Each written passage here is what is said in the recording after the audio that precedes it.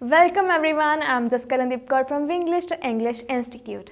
In this video, I'm going to tell you that how you can get 90 in PTE. And make sure you watch the video till the end if you want to know everything. Okay, first main point जो ਤੁਹਾਨੂੰ PT ਦੇ ਵਿੱਚ ਯਾਦ ਰੱਖਣਾ ਚਾਹੀਦਾ ਹੈ ਉਹ ਹੈ mindset. Basically PT is all about mind game. बहुत सारे स्टूडेंट्स जो PT ਲਈ प्रिपेयर हो रहे हैं या फिर PT ਦਾ एग्जाम पढ़ चुके हैं वो डर रहे हैं अंदरों अंदर ही, पता नहीं एग्जाम वाले दिन की हो जाएगा या पता नहीं की। But you have to be focused क्योंकि PT is all about mind game and right strategies. ਤੁਸੀਂ ਰਾਈਟ ਟ੍ਰਿਕਸ ਦੇ ਨਾਲ ਹੀ ਅੱਗੇ ਵੱਧ ਸਕਦੇ ਹੋ। ਤੁਹਾਨੂੰ ਟ੍ਰਿਕਸ ਵੀ ਪਤਾ ਹੋਣਗੀਆਂ ਬਟ ਜੇ ਤੁਸੀਂ ਉਹਨਾਂ ਨੂੰ ਐਗਜ਼ੀਕਿਊਸ਼ਨ ਹੀ ਨਹੀਂ ਸਹੀ ਤਰੀਕੇ ਨਾਲ ਕੀਤੀ ਤਾਂ ਫਿਰ ਕੋਈ ਵੀ ਫਾਇਦਾ ਨਹੀਂ ਹੈ।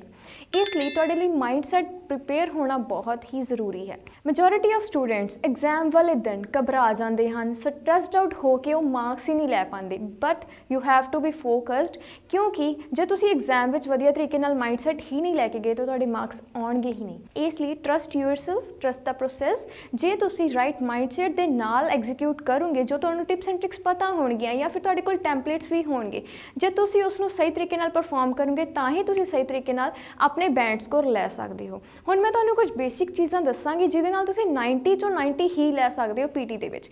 Okay, first of all read allowed and repeat sentence of speaking module are the king points. King module ने ये बहुत ही ईजी ने ਅਤੇ ਇਹਨਾਂ ਕੁਐਸਚਨਸ ਨੂੰ ਬਹੁਤ ਹੀ ਵਧੀਆ ਤਰੀਕੇ ਨਾਲ ਪ੍ਰਿਪੇਅਰ ਕਰਕੇ ਤੁਸੀਂ 90 ਤੋਂ 90 ਈਜ਼ੀਲੀ ਲੈ ਸਕਦੇ ਹੋ। Read aloud, repeat sentence, describe image and retell lecture. ਚਾਰ ਇਸ ਤਰੀਕੇ ਦੇ ਕੁਐਸਚਨਸ ਨੇ ਜਿਨ੍ਹਾਂ ਨੂੰ ਪ੍ਰਿਪੇਅਰ ਕਰਕੇ ਤੁਸੀਂ ਬਹੁਤ ਹੀ ਵਧੀਆ ਤਰੀਕੇ ਨਾਲ ਸਪੀਕਿੰਗ ਕਰ ਸਕਦੇ ਹੋ। And one thing I want to tell you that read aloud ਦੇ ਵਿੱਚ ਵਨ ਲਾਈਨ ਸਟ੍ਰੈਟਜੀ ਨਹੀਂ ਚੱਲਦੀ। ਟੂ ਬੀ ਵੈਰੀ ਓਨੈਸਟ, ਜੇ ਤੁਸੀਂ 90 ਤੋਂ 90 ਪੁਆਇੰਟਸ ਲੈਣਾ ਚਾਹੁੰਦੇ ਹੋ ਤਾਂ ਰੀਡ ਅਲਾਊਡ ਦੇ ਵਿੱਚ ਸਾਰਾ ਕੰਟੈਂਟ ਇੰਪੋਰਟੈਂਟ ਹੈ। ਹਾਂਜੀ, ਤੁਸੀਂ 3 to 4 ਜਿਹੜੇ ਨੇ ਕੀਵਰਡ ਜਿਹੜੇ ਮੇਨ ਤੁਹਾਨੂੰ ਨਹੀਂ ਪਤਾ, ਜਿਨ੍ਹਾਂ ਦੀ ਪ੍ਰੋਨਾਂਸੀਏਸ਼ਨ ਵਿੱਚ ਤੁਹਾਨੂੰ ਪ੍ਰੋਬਲਮ ਆਉਂਦੀ ਹੈ, ਤੁਸੀਂ ਉਹਨੂੰ ਸਕਿਪ ਕਰ ਸਕਦੇ ਹੋ ਬਿਨਾਂ ਪੌਜ਼ ਲੀਵ ਕੀਤੇ। ਬਟ ਇੱਕ ਲਾਈਨ ਦੀ ਸਟ੍ਰੈਟਜੀ ਇਹ ਤੁਸੀਂ ਚੀਜ਼ ਨਹੀਂ ਅਪਲਾਈ ਕਰਨੀ। ਜੇ ਤੁਸੀਂ ਵਧੀਆ ਤਰੀਕੇ ਨਾਲ ਰੀਡ ਅਲਾਊਡ ਪ੍ਰਿਪੇਅਰ ਕਰਦੇ ਹੋ ਤੁਸੀਂ ਰੀਡਿੰਗ ਵਿੱਚ ਵੀ ਸਕੋਰ ਕਰ ਸਕਦੇ ਹੋ। You know about that, right?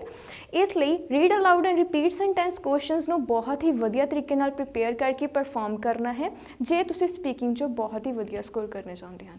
Okay, ਇਹ ਤਾਂ ਗੱਲ ਸੀ ਸਪੀਕਿੰਗ ਦੀ। ਹੁਣ ਜੇ ਮੈਂ ਗੱਲ ਕਰਾਂ ਰੀਡਿੰਗ ਮੋਡਿਊਲ ਦੀ, ਜਿਵੇਂ ਕਿ ਮੈਂ ਆਪਣੀ ਪਿਛਲੀ ਵੀਡੀਓ ਦੇ ਵਿੱਚ ਦੱਸਿਆ ਸੀ, ਰੀਡਿੰਗ ਮੋਡਿਊਲ ਦੇ ਵਿੱਚ ਅਸੀਂ ਹੋਰ ਵੀ ਸੈਕਸ਼ਨਸ ਦੇ ਵਿੱਚੋਂ ਰੀਡਿੰਗ ਦੇ ਨੰਬਰ ਲੈ ਸਕਦੇ ਹਾਂ। For an example read aloud question ਦੇ 22 ਮਾਰਕਸ ਜਿਹੜੇ ਨੇ ਰੀਡਿੰਗ ਨੂੰ ਲੱਗ ਰਹੇ ਨੇ ਅਤੇ ਜੇਕਰ ਅਸੀਂ ਰੀਡ ਅਲਾਊਡ ਕੁਐਸਚਨ ਬਹੁਤ ਹੀ ਵਧੀਆ ਤਰੀਕੇ ਨਾਲ ਪਰਫਾਰਮ ਕਰਦੇ ਹਾਂ, ਫਲੂਐਂਸੀ ਸਾਡੀ ਗ੍ਰੇਟ ਹੈ ਅਤੇ ਅਸੀਂ ਰੀਡਿੰਗ ਵਿੱਚ ਵੀ ਮਾਰਕਸ ਕਰੈਕ ਕਰ ਸਕਦੇ ਹਾਂ। Second question is highlight incorrect word of listening. ਇਹਦੇ ਵਿੱਚੋਂ ਵੀ ਤੁਸੀਂ ਬਹੁਤ ਵਧੀਆ ਮਾਰਕਸ ਗੇਨ ਕਰ ਸਕਦੇ ਹੋ ਜੇਕਰ ਤੁਸੀਂ ਉਹ ਬਹੁਤ ਵਧੀਆ ਤਰੀਕੇ ਨਾਲ ਪਰਫਾਰਮ ਕਰਦੇ ਹੋ।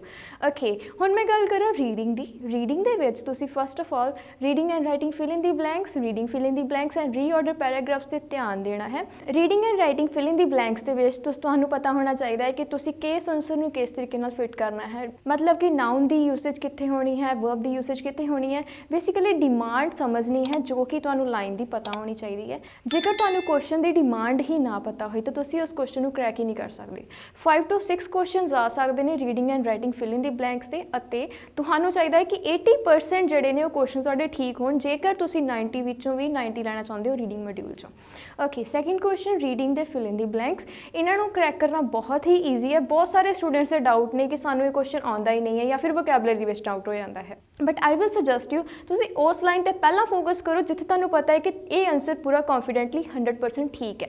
ਫੋਰ ਐਨ ਐਗਜ਼ਾਮਪਲ, ਇੱਕ ਕੁਐਸਚਨ ਟਾਈਪ ਦੇ ਵਿੱਚ ਤੁਹਾਨੂੰ ਪਤਾ ਹੀ ਨਹੀਂ ਲੱਗਦਾ ਕਿ ਫਸਟ ਵਾਲੀ ਫਿਲ ਇਨ ਦੀ ਬਲੈਂਕਸ ਵਿੱਚ ਕੀ ਆਨਸਰ ਆਉਣਾ, ਤੁਸੀਂ ਸੈਕਿੰਡ 'ਤੇ ਜਾ ਸਕਦੇ ਹੋ ਜੇਕਰ ਤੁਹਾਨੂੰ ਪਤਾ ਹੈ ਕਿ ਕੌਨਫੀਡੈਂਟਲੀ ਸੈਕਿੰਡ ਦਾ ਆਨਸਰ ਇਹੀ ਹੈ, ਤਾਂ ਕਿ ਤੁਸੀਂ ਬਾਕੀ ਦੇ ਆਨਸਰ ਜਿਹੜੇ ਉਹ ਠੀਕ ਕਰ ਸਕੋ। ਇਸ ਲਈ ਇਸ ਤਰੀਕੇ ਨਾਲ ਤੁਸੀਂ ਇਹ ਕੁਐਸਚਨ ਨੂੰ ਵੀ ਬਹੁਤ ਵਧੀਆ ਤਰੀਕੇ ਨਾਲ ਕਰੈਕ ਕਰ ਸਕਦੇ ਹੋ। ਅਤੇ ਥਰਡ ਕੁਐਸਚਨ ਹੈ ਰੀਆਰਡਰ ਪੈਰਾਗ੍ਰਾਫਸ ਦੇ ਵਿੱਚ ਬੇਸਿਕਲੀ ਈਜ਼ੀਲੀ ਤੁਸੀਂ ਬਹੁਤ ਵਧੀਆ ਨੰਬਰ ਲੈ ਸਕਦੇ ਹੋ ਜੇਕਰ ਤੁਹਾਨੂੰ ਕੀਵਰਡਸ ਦੀ ਪਛਾਣ ਹੋਵੇ। ਕੀਵਰਡਸ ਨੂੰ ਫੋਲੋ ਕਰਕੇ ਹੀ ਨੈਕਸਟ ਲਾਈਨ ਦਾ ਕੀਵਰਡ ਫਿਲ ਕਰਕੇ ਤੁਸੀਂ ਪੈਰਾਗ੍ਰਾਫਸ ਦੇ ਪੇਅਰ ਬਣਾ ਸਕਦੇ ਹੋ ਅਤੇ ਵਧੀਆ ਸਕੋਰ ਕਰ ਸਕਦੇ ਹੋ।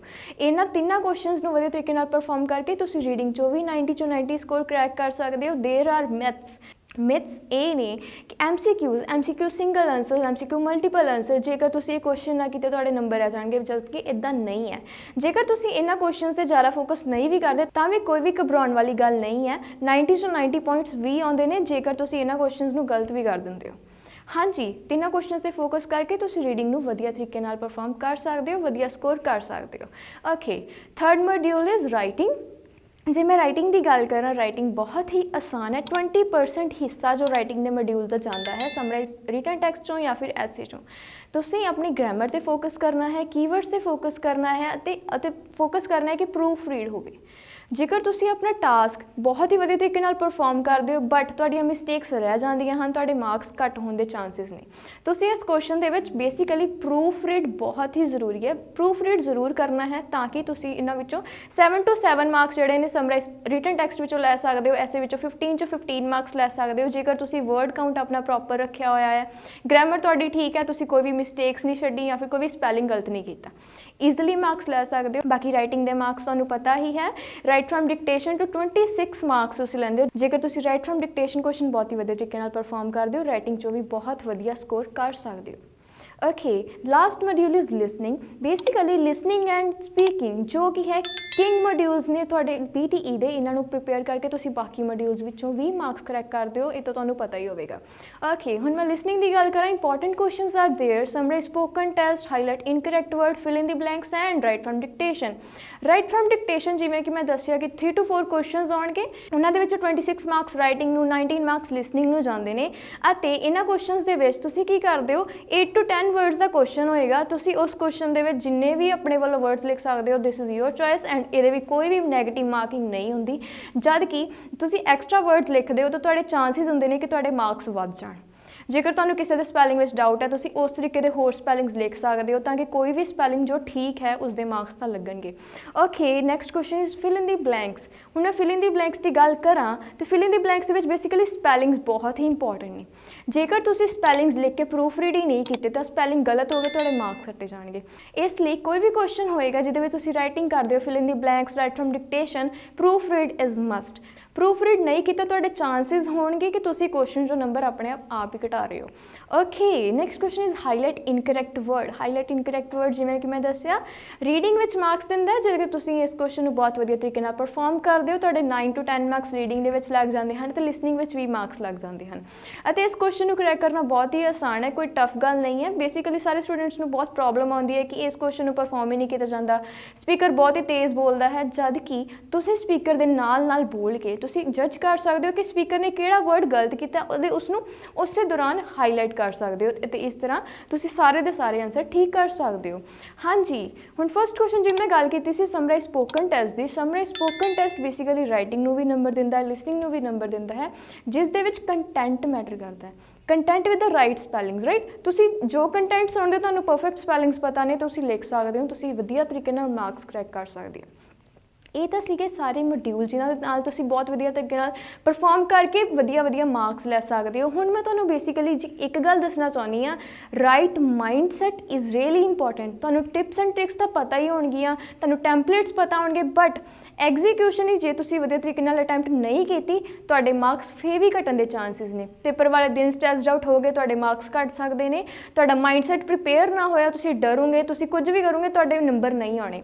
Just B focused, trust yourself, right strategies use ਕਰਕੇ ਐਗਜ਼ੀਕਿਊਸ਼ਨ ਬਹੁਤ ਹੀ ਵਧੀਆ ਤਰੀਕੇ ਨਾਲ ਕਰਨੀ ਹੈ ਤਾਂ ਕਿ ਤੁਸੀਂ ਵਧੀਆ ਸਕੋਰ ਕਰ ਸਕੋ। I hope you will like this video. Make sure subscribe our channel and thank you so much.